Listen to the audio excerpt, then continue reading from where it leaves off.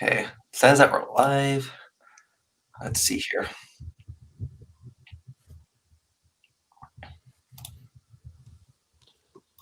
Okay, says that we're live. Okay, yeah, we are live. Welcome back, everybody, to Chit Chat, Geek Out. I'm your host, Steven, and today on the show, we are joined by Tom and Sean from the YouTube channel Cinema Rules.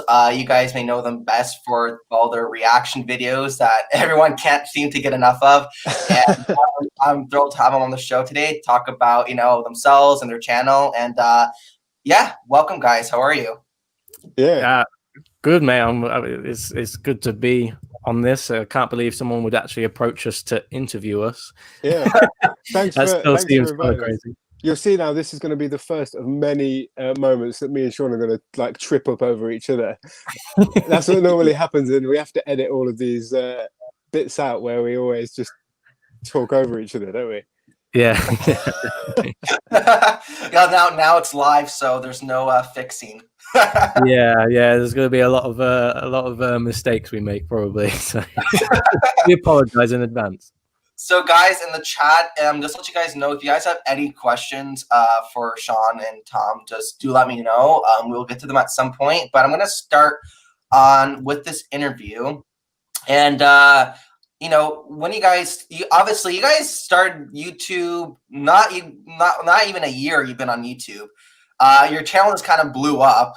And as I said to you guys, I discovered you guys when Nicholas Vince, who plays Chatter on Hellraiser, shared your reaction on the movie. And that's how I discovered your channel, and it's been binge watching it ever since. So for you guys, has making a YouTube channel always been in the back of your mind? Is it something you always guys wanted to do eventually, or was it just something that kind of happened?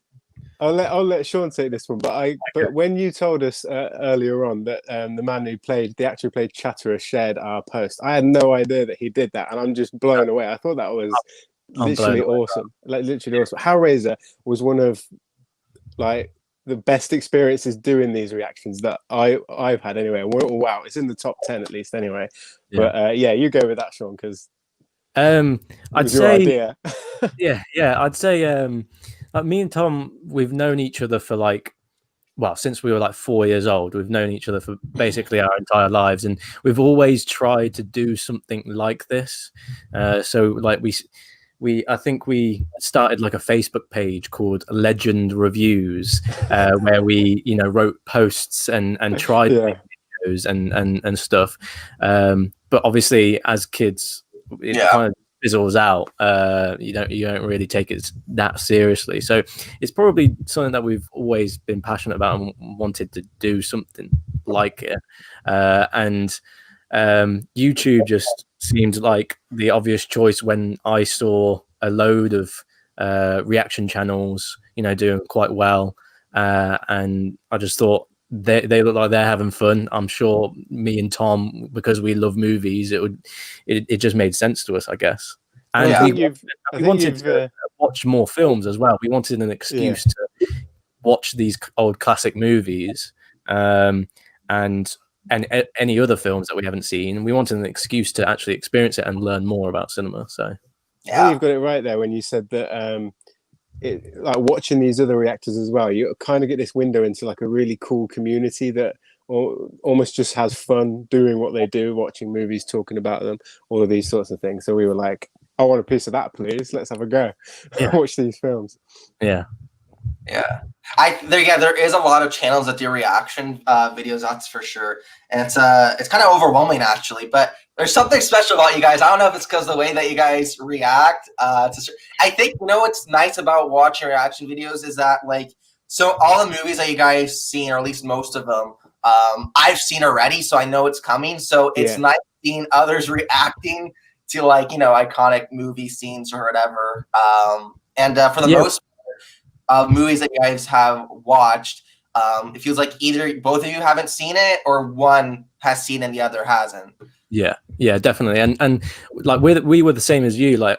We used to watch reaction channels all the time. We still do, really, don't we? And we still do. Yeah, we still have our favorites, and we understand why people love reaction videos, is because you want to experience what you experienced for the first time through someone else's eyes. So we can completely understand why people are addicted to it, and is exactly the reason why we wanted to start it. Yeah, no, that's a good answer for sure. And someone's saying in the live chat, I don't know if I'll be able to handle both of them not looking the opposite direction right now. Yeah, well, we've changed that now, haven't we? Yeah. On our most recent videos, we've actually corrected that, because a lot of people were commenting on that, so we have corrected that. That's much to my annoyance anyway, because I liked the fact that it was weirding people out and making them feel uncomfortable. I thought it was our little thing, but Sean went and ruined it. Now, how did you guys create your channel name? Because I think that's an important step of starting a channel, and also a hard step, because there's just so many different possibilities that you can name it. What made you guys want to name it Cinema Rules, and what can people expect next from you guys? So basically, what we wanted, I'll say this first and then Sean can tell the story, is we wanted a name that sort of got across our mutual respect, well, the respect that we both had for cinema as a sort of a form, and really something that sounded almost something that sounded respectful. Yeah, I don't know, Sean, what do you think? Yeah, we went through so many different name ideas. Like, I think we went through like 2 weeks just throwing names at each other and saying nah, yeah, and then we had to make sure that other YouTube channels hadn't got that name or whatnot.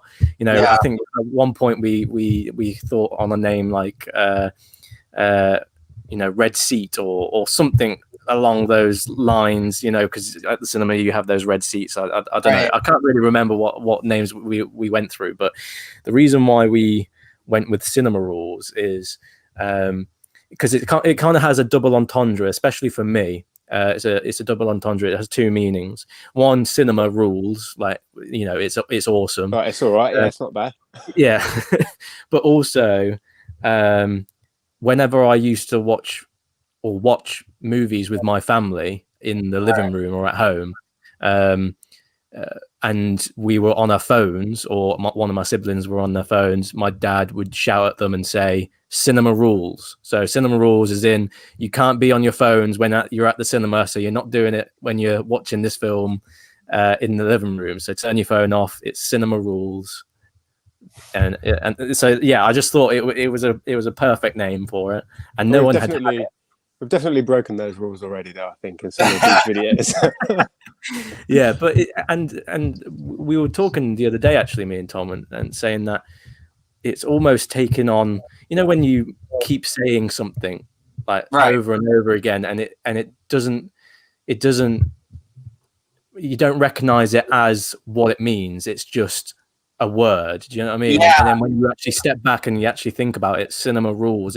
You're like, oh yeah, it makes sense that name. It's taken on the form. At the same time, you don't want it to be something super long either. Like, I think Cinema Rules is easy to remember, and it's something that just kind of, it's just there. It's not like it's a hard name to remember. Yeah. It rolls off the tongue as well, doesn't it? Yeah. So for people, I know that people that are part of your Patreon account, by the way, guys, if you guys want to sign up for their Patreon, the link is down in the description below, as well as their Twitter, Instagram, Reddit, TikTok, YouTube channel.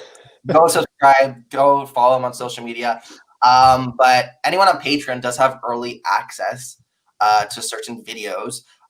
So if you guys want to know what's what Sean and Tom are up to, go check them out there. But for people that are watching, what can we expect next from you guys? What's going on? Is there any cool projects in the works? I'll let Tom. Well, yeah, I mean, we still consider ourselves quite a young channel, so like the pace we're going at, because we both have full-time jobs, is really just, wow, how much time do we actually have to film things? So we're ramping it up. We're getting to probably 3 or 4 videos a week now, instead of the 2 or the 1 that it was before when we first started. We've got a few TV shows on the back burner too, but we are, and I think we've revealed this already, delving back into the horror genre.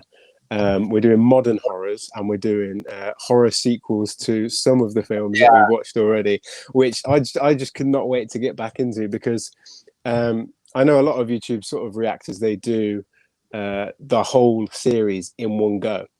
But we've sort of waited a few months just so we can, I don't know, appreciate the film really before we move on to the next one, I guess. But yeah.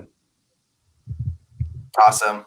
Yeah, that's exciting. One sequel I highly recommend you guys checking out is Hellraiser 2. That's probably, like, I probably prefer that one over the original. So yeah, see, this is what I've heard as well. And now that the guy who plays Chatter has seen our yeah, I actually had the cast from Hellraiser 2 on the show. I had Nicholas, Simon, who plays Butterball, and Barbie Wild, that plays the female Cenobite.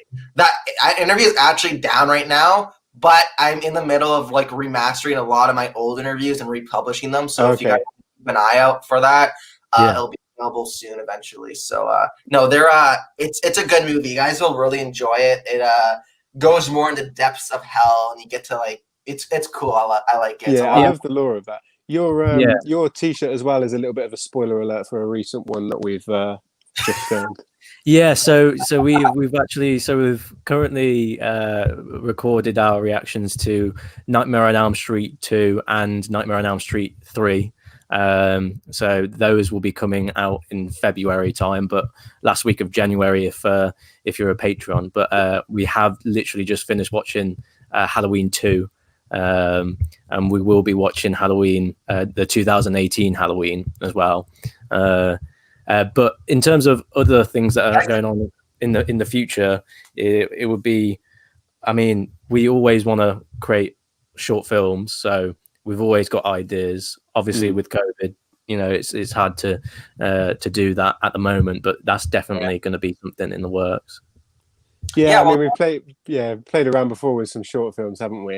Put them on our channel, so we just, I guess, it's having the time to play around with all of these things. I would just love to do more of these, but 100%.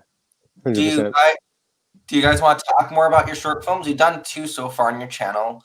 One being Ghost Rider and the other one being Emphasis.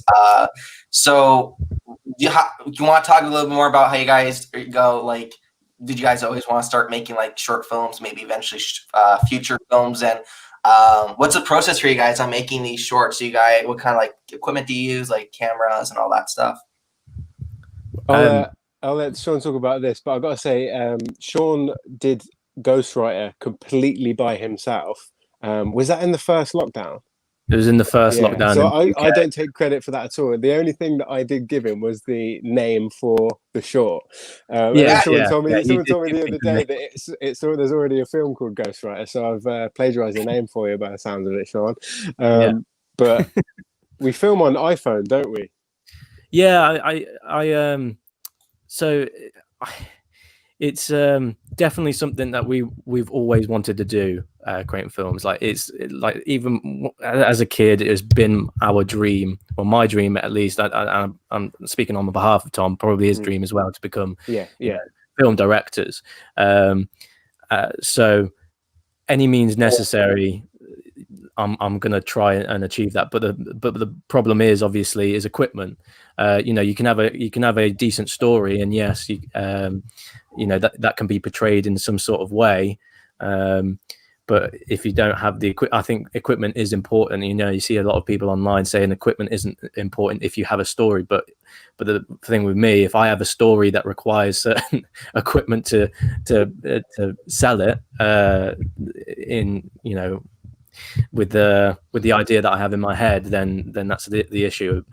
So I don't have a DSLR, I don't have a cinema camera, we don't really have much lighting. So I think one day I saw or started following this channel called I found this app called Filmic Pro, and they have a Twitter account, and they do a film festival every year called the Filmic Pro Film Festival. And I was just like, okay, if everyone's going to be on the same level playing field, recording a short film off their phone, then I'm going to get involved. And that's where a thesis was born. That was our first ever short, even though we uploaded it. And I think there wasn't there a time limit for that one as well. So I think you called me up and said, "Oh, we've got this amount of time to do a short film," and we just obviously the narrative of that is quite basic, isn't it? Not much happens. It's more so sort of an experiment with filming and editing and stuff. But we went out to this like abandoned church that's nearby. Yeah, and just was playing around with shots for the whole day, and then went back and did it again, I think, and stuff like that. Yeah, there was multiple times, multiple visits, but like I mapped out everything for this. Yeah. But as we did it, it was like a because we were recording off our phones using the Filmic Pro app. We encountered a lot of problems and issues and things that we couldn't do that we wanted to do, and a lot of like technological things that we weren't capable of in terms of like CGI or editing skills. So the whole story literally changed in that movie. It was supposed to be one thing and it turned out to be another thing. That whole ending in the thesis where he's looking back, he's looking at his gun and he's getting flashbacks. That was simply, we recorded everything up to that point, we edited everything up to that point, and we were like, we don't have an ending. Our ending that we were imagining was like something that we just couldn't do, like on the budget that we had, which was nothing. One thing you always said, you've talked about this Filmic Pro app, but one thing that we always said as well is, if we do it, we want it to look like cinematic. So even with an iPhone, I guess that's what you want to go for. Even if you've got a small budget, you want it to look cinematic, don't you? Because if it looks like a home video, people will see it as a home video and not as a attempted film. Exactly. I hear that like iPhone though is very actually like the best, if you like for like I guess micro budget shorts, iPhones are the best to use, because there's been so many like there was a thriller or horror film that came out a while ago. Think about like a girl that goes to like a mental asylum and it was all shot with an iPhone. What was that called again? I can't remember what it was called, but it was directed by a famous director who was in the film industry as well, who used like proper, full, £20,000 cameras, and he just decided to record a film off of a phone. And I 100% like tell people that if they want to try and make a film, start with your phone. People are saying it's called Unsane. Yeah, I just looked it up actually too. Yeah, I still haven't seen it yet though, but it looks really good. Unsane, yeah. There's a lot of things you can do. Yeah, that's cool. And now you guys said, is the editing app that you use to edit the short films, is that the same app you use to edit your videos on YouTube? No, so I used Filmic Pro to film it, and they've got like a DLC within that app called the Cinematography Creators DLC or whatnot, which allows you to record in log footage, which essentially helps with the color grading of and the look of the image. So I use that to film it. In terms of the editing, I scraped enough money to purchase the Premiere Pro software, which was 30 quid, and I literally just purchased it for 1 month, just because that's the only money I had, and made sure that I edited it all in 1 month. That's why we had a tight budget as well, not just because of the film festival. I had to time that as well. But and then the most difficult thing is finding actors, and I know Tom is just as passionate about film than I am. So that's it. I do like acting. I love acting, but I haven't been to drama school. So there are people out there that will be 10 times, 20 times better than me. But I do love doing it. Yeah, I do love doing it. Yeah, actually, they do come out really nice. That's cool. I actually just got Premiere Pro a few days ago, because I use Adobe Photoshop, and I use that back in high school. I haven't used it in a long time though, but I remember it was really good. So I'm like, okay, maybe Premiere Pro wouldn't be so bad to learn. So I'm in the middle process of learning that, because I'm trying to make a blooper reel for my short film, and I have all the hard drives and the audio files, so I have to figure out with it. So it's gonna be an interesting process. But yeah, you guys do a really good job, by the way, with editing your videos. It comes out really nice all the time. I see them. It looks very professional, and it's yeah, you guys do a good job on that end. The credit for that, I would say, it is for Brandon Likes Movies, another reaction channel. His editing style with the circles in the corners of the screen, that came from his videos. So shout out to Brandon for giving us some inspiration. But yeah, Premiere Pro is also the software that we use to edit our videos on YouTube as well, not just our short films. So very cool. Awesome. Now, is there an old like videos that you guys maybe react to different movies, and you guys, because I know when you first start YouTube, it's like it really takes a while to get comfortable on what your style is. Because if people watch some of my older videos, like it's kind of cringe, but like I think a lot of channels are cringe because at the beginning you're trying to figure out, okay, what's my style, what works best, what editing software looks good. So is there any old videos that you guys recorded that you never ended up publishing on YouTube? There is one legendary mythical video that has yet to be seen on YouTube, and it is Sean reacting by himself, testing out the camera footage and the editing to The Hills Have Eyes, the original. Okay. And that's actually on our Patreon page. It will never, ever be released onto YouTube. I'll not allow it. Your 1 year anniversary or something. maybe, but it is just me on my own. Like all it was me in my living room, just trying to see what it would be like, what the setup would be like before I actually started filming with Tom. I think one of the reasons why we got quite a few subscribers quite early is because there's two of us and we have a kind of rapport, or we're able to have that kind of fluid conversation. Whereas if you are doing it yourself, there's a lot of reactors that do it by themselves, and some of them are fantastic, but sometimes it's almost you have to be the conversation has to be you and the audience then, doesn't it? Yeah, and that's far harder to do. And it's daunting and a lot of more pressure. So having another person like Tom and myself doing it together, it's just easier, because we didn't really think or try and think of a style. We just simply turned on the camera and just watch the film and just try to have fun with it, and try and make each other laugh. Like we try to make each other laugh, because if that worked, then it would work with the audience, we think. And yeah, so yeah. I think some people some members of audiences think or don't like the talking over bits of the film because they think you miss things. But then the way I see it is that is us reacting, isn't it? We'd normally do that anyway. Experience, I think. I like experiencing films with other people and reacting with them, and it is a part of the experience. Yes, we understand when you have to pay attention to a film. We do pay attention to the film, but when we do talk over and we talk with each other and we joke with one another, it's very, very, very rare that we miss anything important.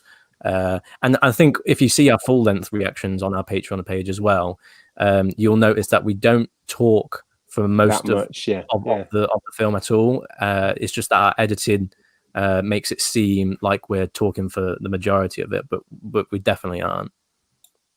Have there ever been a time when I'm assuming you guys use two cameras when you shoot, right? When you shoot a No. We literally just set up our mobile phone, again, our iPhone, up onto a tripod, and it's at an angle, and we simply duplicate in editing software on Premiere Pro. We duplicate the video footage, and then we make the masks and kind of move one image down to one corner and the other image down to the other corner. Remember the first few videos we did, because I've got this terrible sofa that we watch these films on. I was like slipping down like slowly on the sofa, and then I think the circle was like this for one of the I had to keep adjusting in the editing. I had to tell Tom, you need to sit properly. Has there ever been a time when you guys were reacting to the video and your camera shut off? Like it just, you thought you got the footage and you had to do it again? The phone never shuts off. It never dies, because we've always got it plugged into a charge.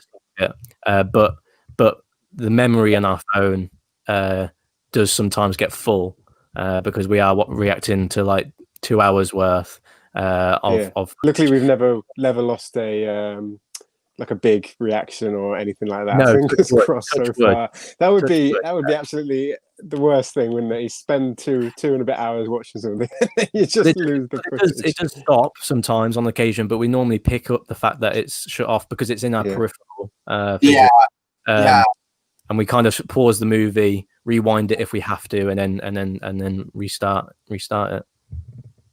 Cool. That always because I've known people that's happened to, so I'm always curious to see the stories of that happening to people. No. No. We've got quite a strict schedule as well in terms of like when we release and when we film. So if we like lose something, it would just like it would have it would have a domino effect, I think. How long does it typically take you to edit one video? When we first started filming everything, so we recorded 10 films, film reactions before we even started. Yeah, and we edited all of them even before we even started uploading them to YouTube, just so that we could be consistent every week. Right. Yeah, makes sense. But I started doing the editing first. Now we've got an editor doing it. Really? Shout out to Aaron. But it used to take me. It normally takes about 6 to 7 hours to edit one video, and sometimes it's over a couple of days because you get a little bit sick of it. I have to rewatch things too. Like I have to watch things over and over again to make sure it works properly and see if it's really necessary to keep in there or whatever. Yeah, definitely. Yeah, we normally. I mean, I just noticed one of your followers asked the question. He said, "How many do you watch? Do you watch more in one day?" But we normally watch one film in one day, don't we? Apart from when it was Christmas, we were watching 2 a day or something like that. Yeah, and, 2 a day. We were going from like Gremlins straight into National Lampoon and stuff like that. It's just like it's knackering. It is tiring watching 2. I know it doesn't sound tiring, does it? Just sitting there watching films, but when you're concentrating and you're trying to focus on it all the time, and you're speaking as well, and you're 4 hours deep in watching stuff, it is tiring. Yeah. I think as well. Sorry, as well as the it would take us 6 to 7 hours to record or to edit. Sorry, a 2-hour film down to like a 20-minute to 30-minute video. But I will say this: that Ghostwriter short film that is only 1 minute long took me about 3 days to edit. Because I was doing it on my own, and I was trying to find the right pace, and re-recording everything, and then coming back to the editing, and I did it over a 3-day period just to get it just right, because I made myself a challenge to fit it all in 1 minute, and I just had to get the editing down to a T, or else it would have just failed. Yeah, fair enough. What's your personal favorite reaction video that you've made so far on the channel? Oh, that's a tricky one, isn't it? I think, as I said earlier, the Hellraiser one, I just had a great experience, great time watching that film. I thought that was, mainly it was the practical effects, and we had no idea what we were in for, what we were going into there. So I really like that one. I would say some of my favorite would be probably The Fly. Oh yeah. Just because it's quite funny to watch our reactions to that film, because it's such a weird and unique film, and also the Texas Chainsaw Massacre video for me is because it's just a fun film, just to watch. We had such a good laugh watching that, and I think it came across in the edit. But also, love. It's not out yet, but it's coming out on Patreon tomorrow, and it will be out on YouTube this Friday coming up. And it is our reaction to the 2001: A Space Odyssey. And the reason why that's probably one of my favorite reactions that we've done is because I think we're very respectful of the film, and it just the theories and discussions that film. We spent a lot of time talking about that, didn't we? At the end, Yeah, I think yeah. compared to most ones that we've done, I've just got to say as well, adding to the other ones previously, that one we did for our reaction for Friday the 13th, the first part. Yeah, Just based on the ending alone. Just based on the ending alone. I tell you what, that's the one time I've been watching something where I could actually feel my heart after that jump scare in the lake, in the river, in the lake at the end. yeah. I was watching that one yesterday. I ended up watching the top 10 reaction video. Oh yeah. God, At 320p for some reason, it uploaded to like a really horrible quality. That video did. I don't understand why it did that, but yeah. Tom's reaction is like priceless. It was funny. Yeah. That's awesome. I was trying to pick my favorite video that you guys done so far, but there's been so many ones I've enjoyed so much watching, so I can't really pinpoint one's my favorite. I like the horror ones though, because I think those ones get the best reactions. Yeah, I agree. I think the emotions you experience in a horror film can go completely up the scale, can't they? From laughter and comedy to like pure horror. Yeah. Is there any YouTubers that you guys really like watching on a regular basis? Yeah, I think I used to watch a reactor called It's a Primate. Sean will know him as well. I always used to like his reactions because they were so down to earth, genuine. You can obviously tell that he's never watched these films before that he was watching. He had his channel. He had his channel gotten rid of by YouTube, but he started up again, and he's pulling back all his followers, and he's going right up there again. So I think I always used to like watching him. But what about you, Sean? I think in terms of reaction channels, my favorites would be, Brandon likes movies. I think he's very respectful and quite meticulous with his reviewing, and I'm just very interested in what he has to say. Holden Hardman is another great reaction channel that inspired funny, to start doing this channel. Natalie Gold, Vicuña again is a great reaction channel. But in terms of like just channels in general, I love is it Node? They also have a second channel where they're basically visual effects artists, and they do actually do a reaction segment where it's just like stuntmen react to stunts, and visual effects artists react to and explain visual effects. That's a good one. Their videos and that channel is incredible. I love it, and they do a variety of things, but also like the standard British YouTubers like KSI and the Sidemen.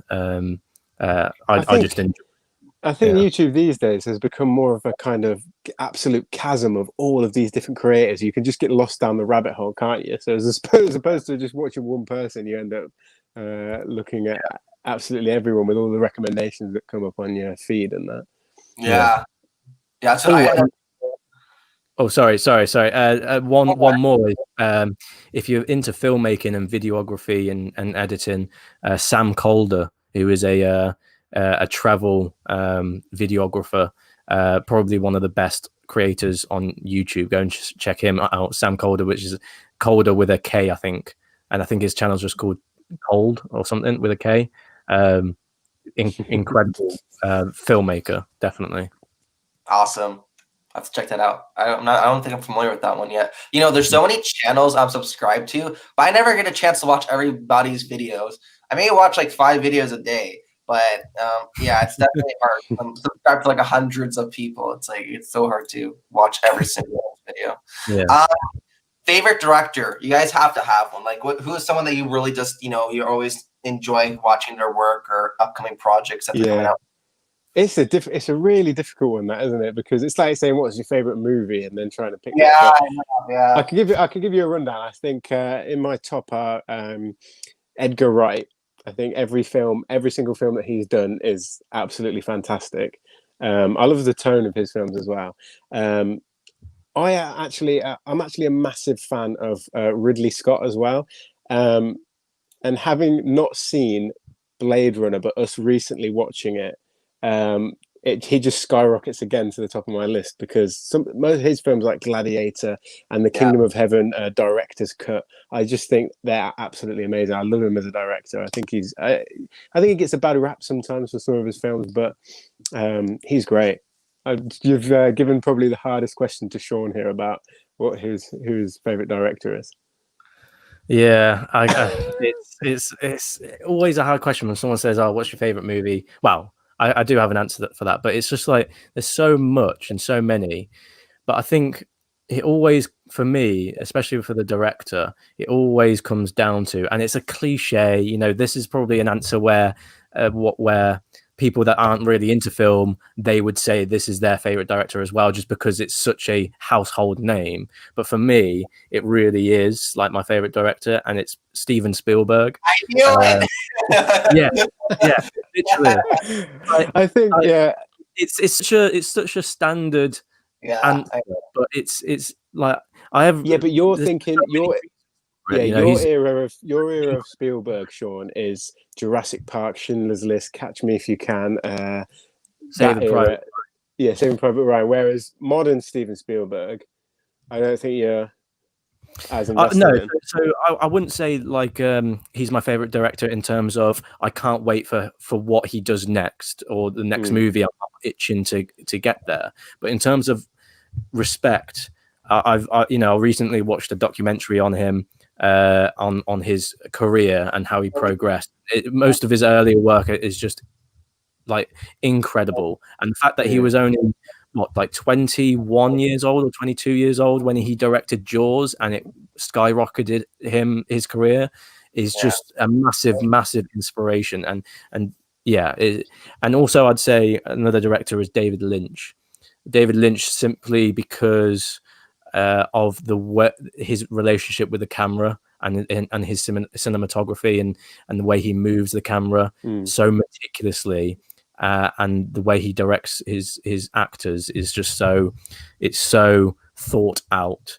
Every single shot is it's just those two are definitely. But I'd say my favorite writer, which is putting a spin on this question, but my favorite writer would be Aaron Sorkin, who wrote The Social Network. I actually read the Social Network script just because of you, and I haven't seen the film. I've just read it. I've just read the script.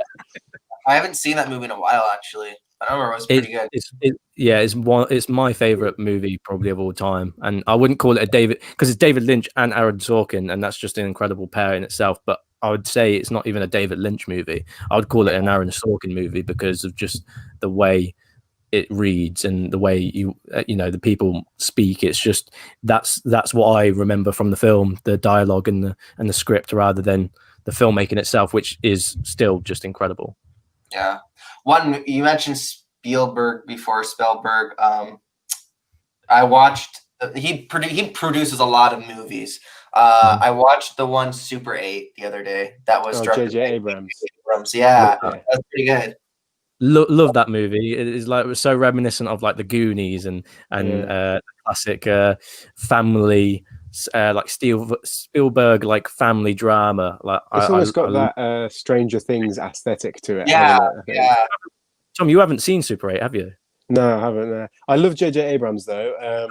He used to be one of my favorite directors until The Rise of Skywalker came out, which I don't know. I just but J.J. Abrams beforehand, when he was doing Star Trek, when he did the reboot for Star Trek, I was like, this guy is up and coming, man.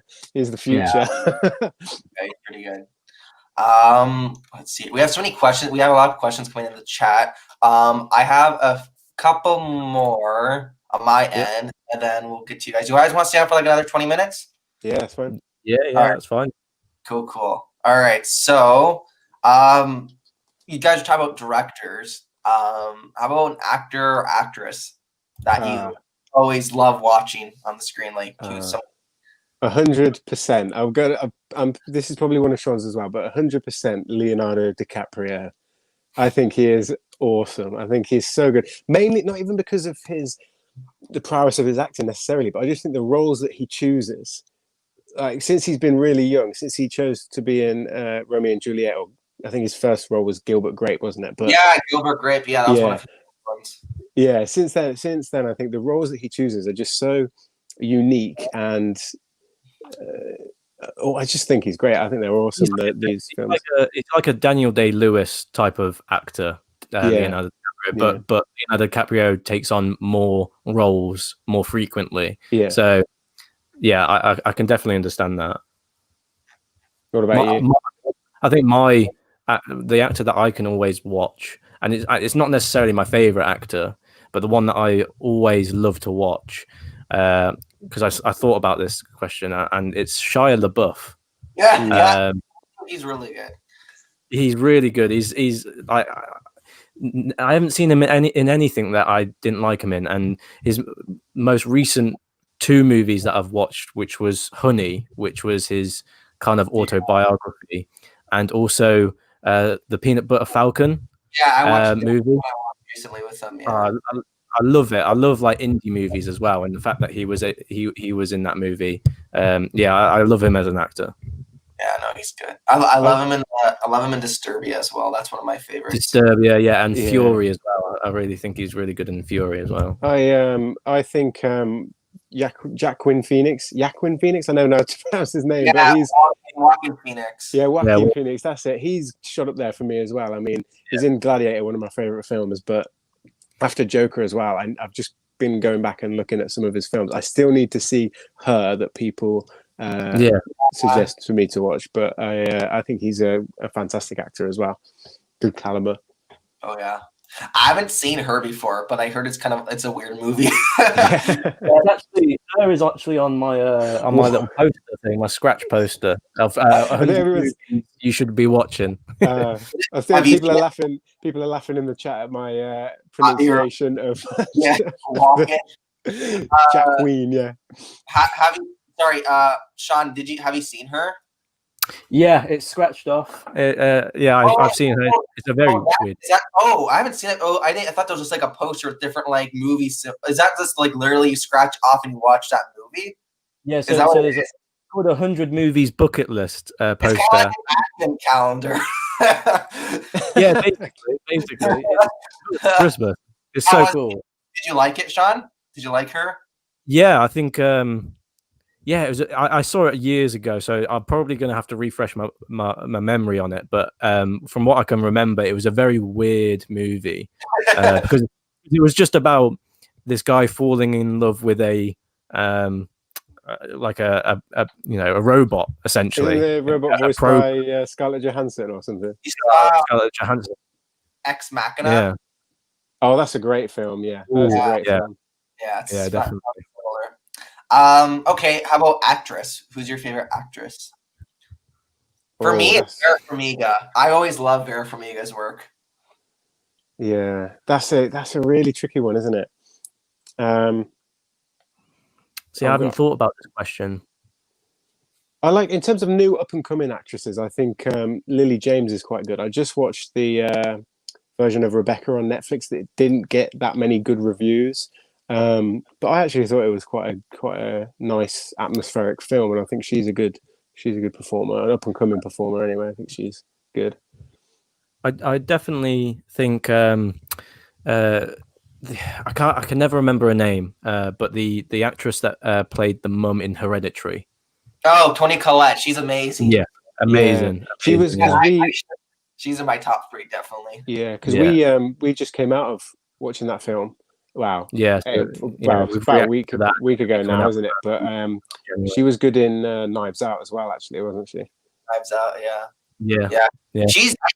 I'm trying to think what movie got her really big, because I know she was in The Sixth Sense that came out in the 90s. I wonder if that kind of got her started, like her name. I don't know. I'm not sure, because there's been a lot of like praise around her very recently, and that wasn't the case like 5-10 years ago. I don't think. I think she's kind of dipped in and then dipped out and then dipped back in again. Like someone in the chat said Little Miss Sunshine. That movie is so good. I love that movie. Oh yeah, Sunshine. Oh, brilliant movie. It's so hilarious. Yeah, that's a good choice. I don't know. For me, like an actress, yeah, Vera Farmiga or Toni Collette, definitely those are my top three. I like a lot of Paul Rudd's work. I think he's like a good, versatile actor. Yeah. He's especially good in comedy, obviously, but I like him as an actor. I was watching the Baz Luhrmann adaptation of Romeo and Juliet, the one with Leonardo DiCaprio in recently, and Paul Rudd is in that. Is he? Yeah, he plays Paris, the one that's meant to marry Juliet, and I was like, oh, yeah. And he's like you say, he's quite versatile, Stephen, but he just pops up everywhere in different films, doesn't he? Perks of Being a Wallflower. He was a teacher, just like I forget that. That was a great film. That was really great good. film. Yeah, it's really good. I love. You see, a lot of my channel revolves around horror movies, but like people that know me know that I love teen movies and upcoming of age movies. I think they're great to watch. I like feel good movies, especially like I love John Hughes and all those 80s classics. So yeah. Who's your celebrity crush? Do you guys have one? You have to have one. Everyone has one. Go on, Sean. Who's your celebrity crush? I've got probably a female crush and I've got a man crush. So I've got female is pretty obvious. Scarlett Johansson, especially in that movie Don John with Joseph Gordon-Levitt. Yeah, definitely. Anyway, moving on. Man crush would be John Krasinski. Okay. I played Jim in The American Office and also the dad in A Quiet Place. I think he's great. How about you, Tom? I'd go for I'd do the male one first. I'd go for Henry Cavill first, but I'm thinking, would it be Witcher Henry Cavill or would it be Man from U.N.C.L.E. Henry Cavill? Because that's quite a nice fun film as well. So there's a debate there in my mind. I'm not going to go for an actress, though. I'm going to go for a singer. So I'd go for the singer Lana Del Rey as well. Okay. Nice. There you go. Good pick. Now we know. We'll get some posters up of these celebrity crushes for next time. Yeah. Those are good picks. Let's see here. I was reading the live chat quickly. Yeah, come on, guys. Let's post your questions. I'm going to go through the old questions just like in a couple minutes. So you guys obviously do a lot of reactions to horror movies, but is that necessary? Like, what's your favorite genre to watch? Do you like comedy, drama, action, horror? I'd say mine is kind of like action adventure. So I'm thinking of films like the films like Indiana Jones, like The Mummy, like Jurassic Park, that kind of action adventure genre, I guess. And I love fantasy and sci-fi as well. So films like all the Star Wars films, Lord of the Rings, Stargate, Star Treks, all the Star Trek films. I would say, and the way I think about this question is if I was granted permission to, all the resources a filmmaker has, what would be my first ever film that I would direct? What type of film would it be? And I would definitely say drama. I love, like, again, The Social Network, very much in that drama, maybe thriller as well, but I just love something that grabs you emotionally and tears you down. Do you know the tone? I'm not sure what you'd put these films into, but do you know a film like Whiplash? Have you seen that? Oh yeah. Miles Teller, that kind of film. I guess you'd call that a drama as well. I guess that's what I envisage Sean's genre being. That sort of definitely. And if you haven't seen like this TV show on Amazon Prime, This Is Us, like that family drama, incredible. I haven't seen that. If I'm able to make someone cry from done a film, your job. I would die happy. Awesome.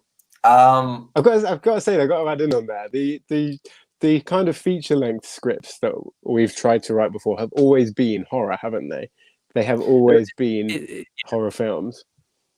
That's because horror is the easiest and cheapest way to make a film and to start out.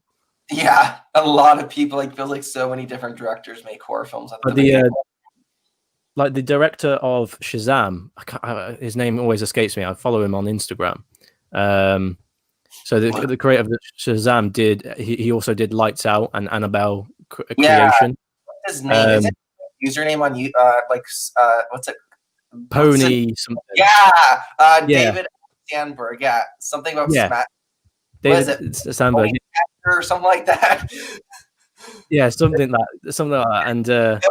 And he started out with Lights Out, but Lights Out was a like 2-minute short film that he created and put onto YouTube, and then Hollywood literally called him up and was like, "Can you make a full length?" And he was just a person that created short films in his house. He was a nobody. Didn't go to film school or anything like that, and and that just goes to show you that horror is just the easiest avenue into filmmaking. Definitely. Yeah, for sure. Plus, it's fun. Honestly, it's so fun. All right. So, on my last question here, what's the worst movie in your opinion, and a movie you love to watch?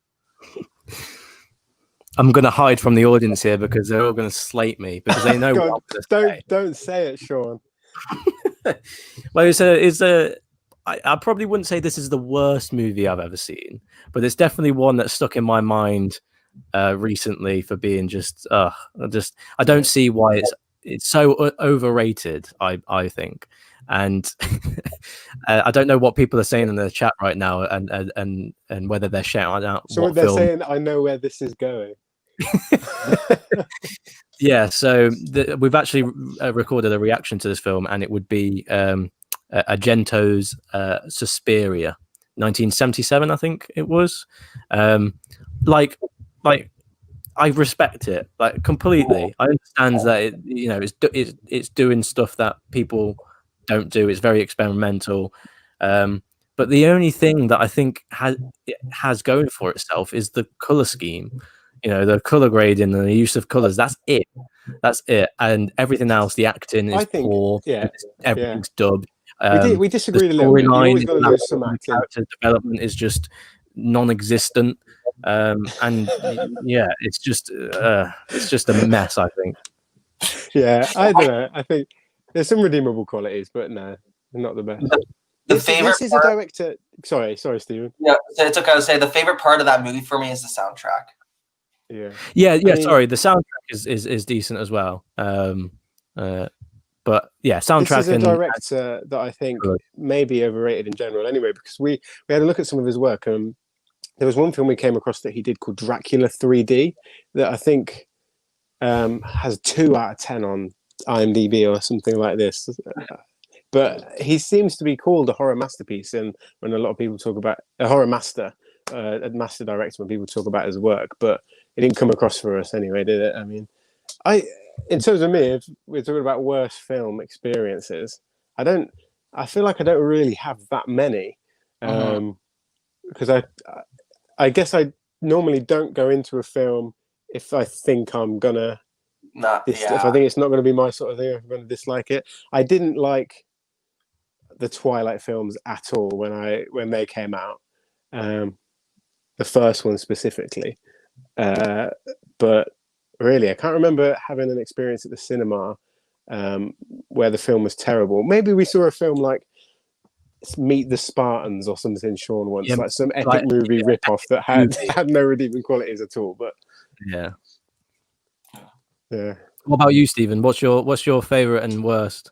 I don't know. It's like, I know my favorite horror movies, John Carpenter's Halloween, and maybe like the one that is not horror, it's like The Breakfast Club. Worst, it changes all the time though, because I always see some really bad movies. But I don't have one on the top of my head right now. There's a lot of bad ones I've seen though. I tell you what, I know there was one in particular that always sticks with me. It was called Mercy. It was with Chandler Riggs from The Walking Dead who played Carl. That I found that movie so bad. I don't know. But there's a lot of other ones I didn't like. But do you know what though? I always go into a movie with low expectations so that I I'm not like I'm not expecting too much. So if I don't like it, I already know that walking in. I think we watched a terrible film recently, actually, that Unfriended Dark Web one. Yeah. It might be the second one or something like that. That was a terrible, terrible film. But we there also, the Yeah. same night we watched Zombievers, which is up there as a cinematic masterpiece that will go down in history. It's a movie that's so bad it's good. One movie actually you guys should check out. Shout out to Radio Silence, the guys I interviewed they're making the new Scream movie that I interviewed them a couple weeks ago. They did a movie called Southbound that I watched just a few days ago. And if you guys are into anthologies and like Twilight Zone vibe movies, you guys would really like it. It's it's 4 different stories, and it all takes place on the road, like some events that happen occurring while you're driving on the road. Like, it's very eerie. I think you guys would like it. I think that's the film that actually got them, discovered, because I think they had that film running at film festivals, and it's called Southbound. So it's a good one. So definitely check it out. That sounds good. Yeah, no, definitely check it out. Southbound, yeah, it's really good. I didn't know what to expect, but I'm happy I checked it out. It has a good twist at the end too. Okay, I'm going to the live chat now. I'm going through the oldest questions first. There's actually a good question. You guys can answer it. If you guys want to pass, that's fine. Someone wants to know, I want to know what their day job is. Yeah. Go on, Sean, you go first. Yeah, so I studied architecture at university. So my day job is I'm a design coordinator for a construction firm. That's so cool. I basically draw buildings and critique design. That's awesome. Tom? I'm a English teacher at a secondary school. Not like Paul Rudd though. Much worse, yeah. No.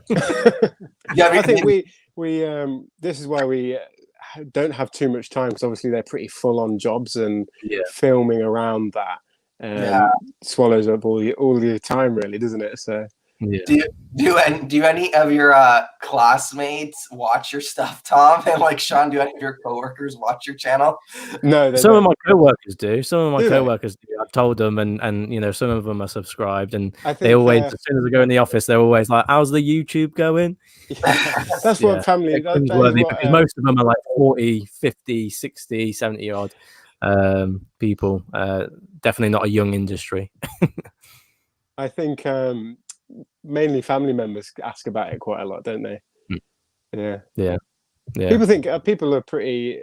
I mean, I think it's lost the sort of stigma that it used to have in terms of being a YouTuber, a good thing to do and a good thing to something to enjoy doing.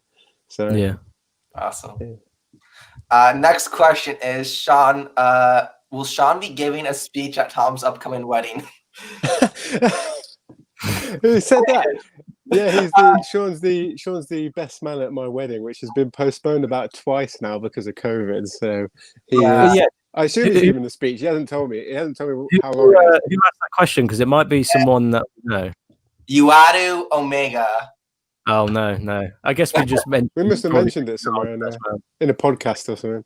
Yes, I do have a speech ready for Tom's wedding, and let me tell you, and just look at Tom's face at this moment in time.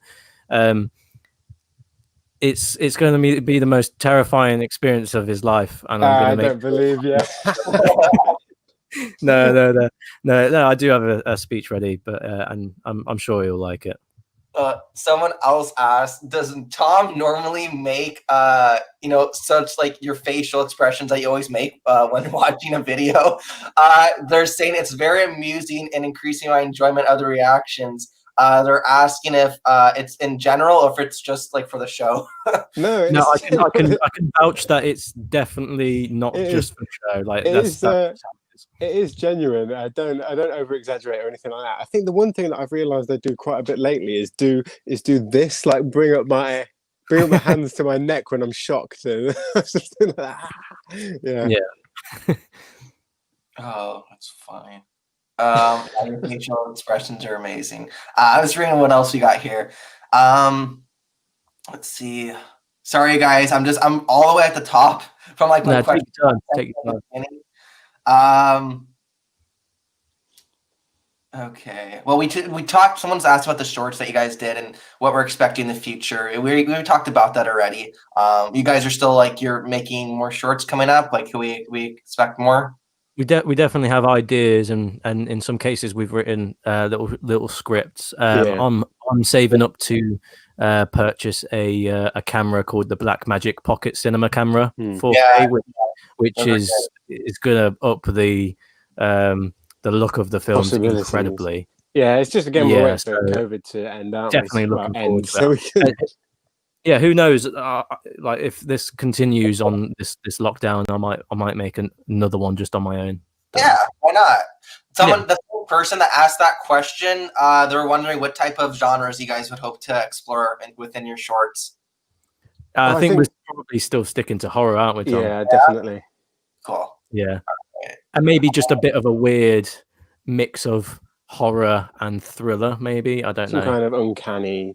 Yeah. Experience. Uncanny genre. Someone else asked, "How far do you guys live away from each other?" So we used to literally live down the road. So Tom, it used to be a 5-minute walk for me, but Tom moved out of his parents' house, abandoned me. But now I have to drive about 15 minutes to his. So yeah, about a 15-minute drive. Not that over bad. 5-minute walk. I say a 5-minute walk. I used to always just drive to his anyway. So. Michael asked, "What are you looking forward to reacting to?" I know we touched base on what upcoming content that you guys are reacting to, but is there a movie in mind that you guys haven't reacted to that you're looking forward to reacting to? Let's have a think very quickly.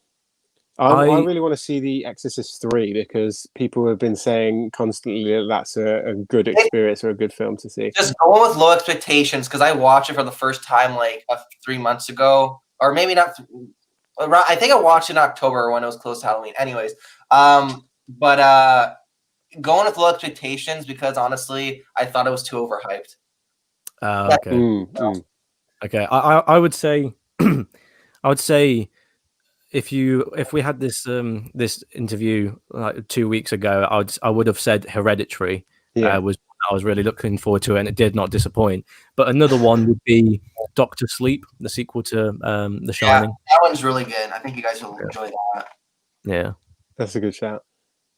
Someone asked, "Did you guys recognize that one of the astronauts as the boyfriend from Black Christmas in the Space Autopsy movie?" Yeah. Only because we saw that comment before we watched it. So. Yeah, that's good. Missing his horrifying mullet from Black Christmas, though. Yeah, horrifying mullet. Just reading here.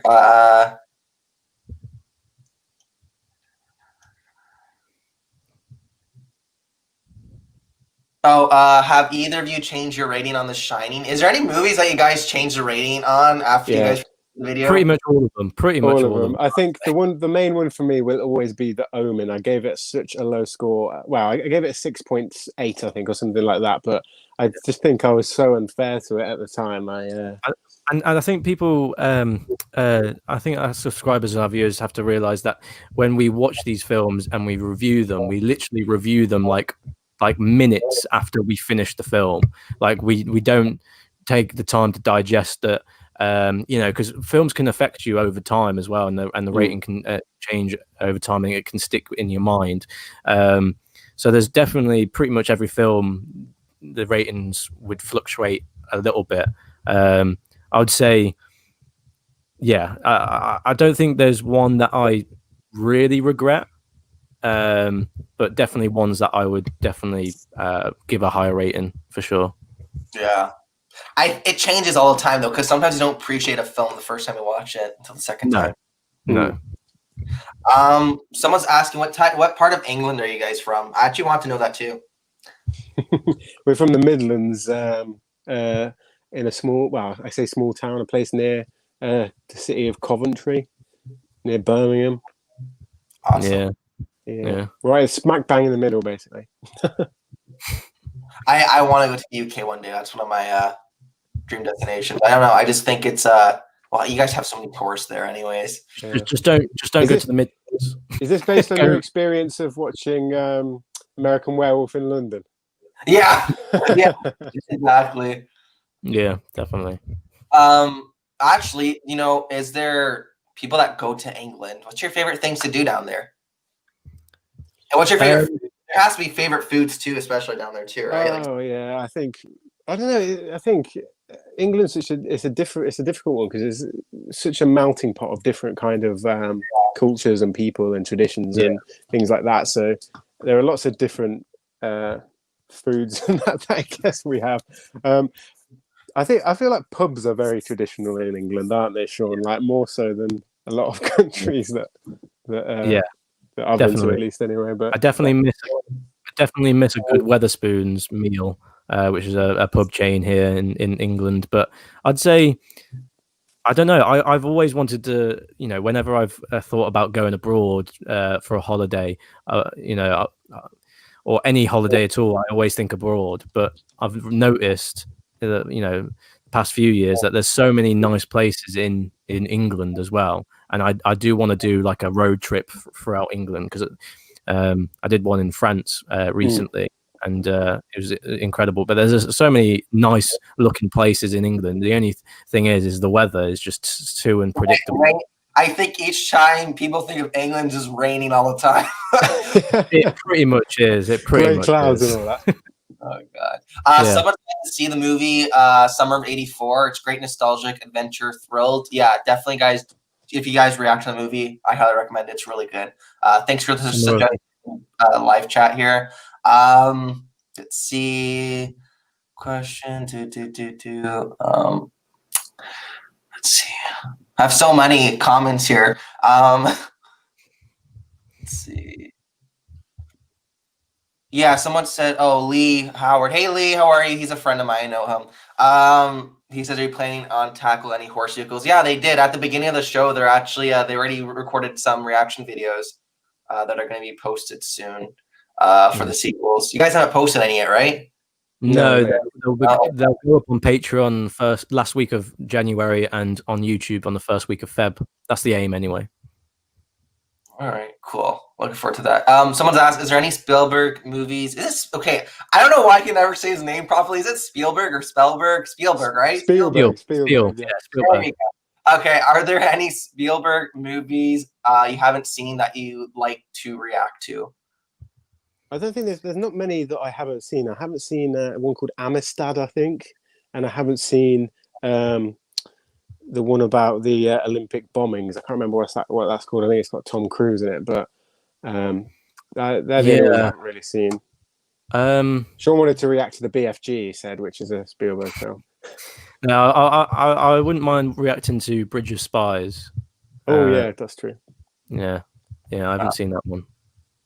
Cool. We're right near the end right here with the questions. So let me just get through these and then we're going to close off here, guys. Thanks, guys, for sending your questions. I appreciate it. Someone asked, let's see here. I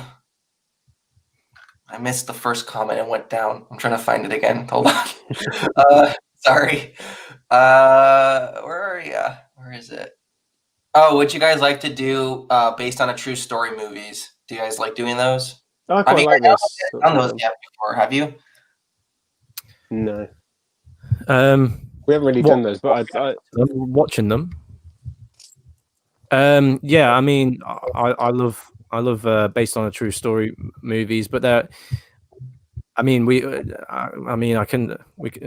I'm sure we can announce this. It's definitely based on a true story, but it's not a movie. But we will be reacting to and releasing our reactions to Band of Brothers and The Pacific. That won't be a Patreon exclusive. That will be on YouTube as well, so people can see our views on that. Awesome. Can I just say, someone said, is Tom still having nightmares from The Mist? I actually am. I swear to God, that is the most horrifying film we have seen. It's a ever. really good movie, especially the ending's a shocker. Yeah, the end. So I just good. can't get over that film. The mist. Frank Darabont and Stephen King, just what a duo. They are a combo in heaven, aren't they? Like, made in heaven. Creep Show too, guys. Gotta watch Creep Show. Creep Show. That's Stephen King, Giorgio Romero, and then plus you have makeup that Tom Savini did. So how can you go wrong? It's and a lot of big stars in it too. Yeah. I believe someone says, I believe you watched 12 Monkeys. Any chance you would watch more Terry Gilliam films? Gilliam, yeah. We haven't watched 12 Monkeys, We haven't watched actually. 12 Monkeys. I think I've seen it like when I was younger, but I can't really remember it at all. So it's a Bruce Willis one. Perhaps they're thinking of our Fifth Element one that we watched, but I think it might be on my poster, but it is, yeah. But yeah, I haven't scratched it off. It's somewhere, but I definitely want to watch it. I think after like horror and our modern horror, I think we'll probably either do a franchise or do this poster of 100 movies and react to all of them if we have seen them. That anyways. Yeah. Where'd you get that thing anyways? That big. I got it for Christmas. You can literally just find it on like Amazon or just online. All it's called the 100 movies bucket list poster. They do one for books as well, actually. That's awesome. Yeah. Someone else is asking, can I be controversial? What classic movie is well loved that you do not like or not rated as high? Kayla asked that one. Ooh, what classic movie do we not like? I know I don't really know one that I don't like, but I know one that my dad doesn't necessarily rate. It's not that he doesn't like it, but it's just that he thinks it's a bit overrated, and that's Forrest Gump, which I'm shocked at. Okay, that movie's good. I remember watching. It's a good film. I love that film. High school, and I really enjoyed it. I've only seen it once, but I remember. Okay, it's not really a classic film, but there's a Martin Scorsese film called Hugo. If you've seen that, yes. That I have the book. I actually haven't seen the film. I don't think. Yeah, I just could not get into that film. I don't know why, but I love that. That'd be my controversial. I know it's great about the history of filmmaking and so on, but it's something about it that I didn't quite enjoy. Yeah. Is there a movie that is bad but you still like? Yeah. Whenever I say that, because it used to be one of my favorite movies years and years and years ago, and whenever I said for someone to watch it and they watched it, they said they couldn't get through it because it was that bad. But it's Buried with Ryan Reynolds. Yeah. Now, the whole film is him in a box buried in the desert and him trying to get out for 90 minutes. But I think the way they filmed it, if you look from behind the scenes, the way they filmed it, the way they crafted a story just from that tiny location, because it sticks with him in that box, that coffin, for the entire movie. Just the way they did it. Yeah, I just love that movie. Mine would be The Grey with Liam Neeson. People didn't really give it good high ratings when it came out, but I think it's an amazing film. Yeah, Grey is good. Sarah's asking, do you guys have what your favorite books are? I know that someone said, I know Sean. Sarah said, I know Sean has mentioned reading Stephen King, and Tom seems to have quite a few books in the background. I'm just really into fantasy and sci-fi, so anything by Terry Brooks or David Eddings or The Lord of the Rings or the Dune series, I absolutely love, by Frank Herbert. At the moment, that's my big thing, and I'm anticipating those films. I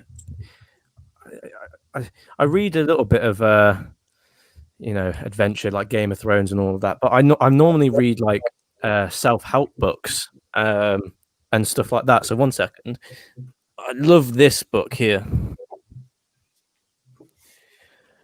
by Jordan Peterson, 12 Rules of Life. So if you haven't read that book, that's a thick book. yeah. People, there's a lot to know, apparently. A lot to say about 12 rules, but it's a brilliant book by Jordan Peterson. A lot of self-help books I read rather than I don't know, fiction. Awesome. All right, guys. 2 more questions here in the live chat that I have. Do you guys buy all DVDs, movies you review, or do you rent or stream them? At the moment, it's just a mixture of both, isn't it? We're trying to move into Blu-rays and instead of DVDs, but Yeah, we noticed that with our full-length reactions, there's the odd full-length reaction that goes out of sync when people try and watch their Blu-rays alongside our DVDs. They're not synced properly, so that's the reason why we're moving on to Blu-rays very, very soon. I think the first Blu-ray that we watch will be Blade Runner. So expect us to move on to Blu-rays very soon. Awesome. I personally want to collect physical media. I like physical media because not everything's available to stream all the time. So no, definitely. I like bonus features as well. Last question in the live chat. They ask, hey Thomas, they ask, will you guys ever consider doing live stream watch-alongs? That's actually a really good idea. I think that'd be fun. Yeah, we've thought about it, haven't we? We have thought about it. I think one of our polls on Patreon might be to our next point on Patreon goal is to do 1 or 2 live chats at least anyway. Or so we have looked at exploring like the Netflix party watch parties, and we've tested it out, and there were some technical difficulties with it. It's probably not something that we'll do often, but maybe once in a while for our patrons, because I think you can only have a limit of like 100 people in there. So we would want to have our patrons have the first pick of that. So if we were to ever do it, it would be for our patrons. But yeah, definitely something that we're not against. Plus, you got to be careful for copyright strikes because one time I did a watch party on YouTube, and we lit like 20 minutes in, YouTube took down the live stream because I don't know if it was the visuals because we were screen sharing it, or if it was the audio that they could track. But thanks, guys, in the live chats that submitted all your questions. I hope I was able to get to most of them. I know there was a lot that came in, so sorry if I missed any of yours. But thank you, everyone, for tuning in. It was really fun. And, Tom and Sean, it's been great talking to you guys. I wish you guys nothing but great success. I know you guys are going to do cool things. I'm looking forward to see what you guys are going to be up to. You want to close off with anything? Do you want to stay before we close off here? I'd just say thanks for having us on. We're going to be carrying on looking at your videos, your interviews especially with these horror actors, directors that you've got, because they've been really good actually. So fantastic. Yeah, definitely. And thank you to all our subscribers and your subscribers, Stephen, for tuning into this interview and giving your questions and tolerating Tom's answers. Yeah, thank you, everybody. I do appreciate it. If you're new here, I see a lot of new faces and names here in the live chat. So if you're not yet, make sure to subscribe. And you can follow me on Instagram as well. The link is in the description. And you guys can keep updated there on what's going on with my channel, any updates. And also, I will be doing a giveaway soon. Either a 900 subscriber giveaway or a 1,000 subscriber giveaway, because I'm getting close there, so that should be fun. So if you guys want to stick around for that, that'd be awesome.